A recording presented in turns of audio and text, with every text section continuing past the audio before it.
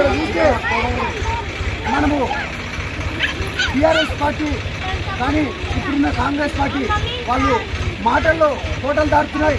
ఇక్కడ సమస్యలు చూస్తే చాలా దయనీయంగా ఉన్నాయి. ఇక్కడ ఒక డ్రైనేజ్ వ్యవస్థ సరిగ్గా లేదు. ఇక్కడ వీధి లైట్లు కూడా కొన్ని ఏరియాలో సరిగ్గా లేవు. మరి ఇక్కడ అర్హులైన వారికి పింఛన్లు వస్తలేవు, రైతు బంధు వస్తలేదు. మరి ఇలా చెప్పుకుంటూ పోతే చాలా సమస్యలు ఉన్నాయి.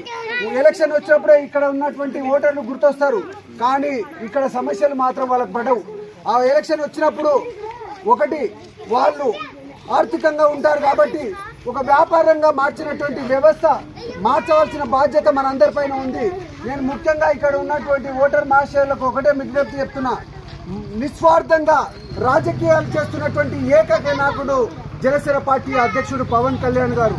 అదే వారితో వారిచ్చిన స్ఫూర్తితో మేము జనసేన పార్టీ కూడా, మేము నాయకులు కూడా నిజాయితీగా నిస్వార్థంగా పనిచేస్తాం. అలాంటి నాయకత్వాన్ని మీరు ఎన్నుకుంటే రేపటి తరం భవిష్యత్తు, మన పిల్లల భవిష్యత్తు మంచిగా ఉండాలంటే తప్పకుండా జనసేన పార్టీని మీరు ఆదరిస్తాలి. మరి ఓటేసి గెలిపిస్తే ఇక్కడ ఒక అవకాశం వచ్చిన నా చెల్లెలు నా స్వప్నను గెలిపిస్తే ఇక్కడ సమస్యలు బలంగా మాట్లాడుతుంది.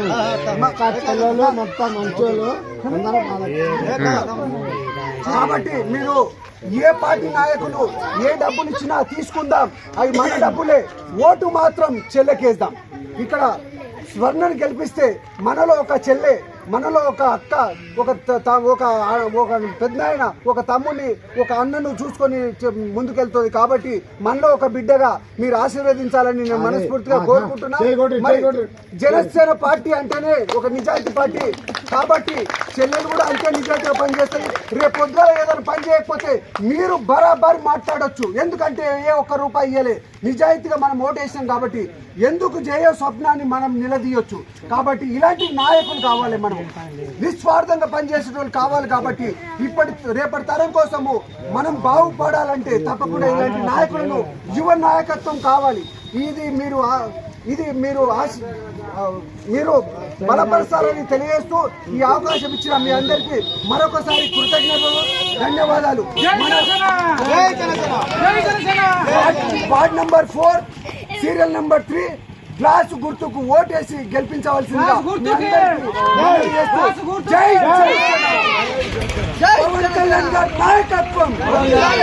జై జనసేన.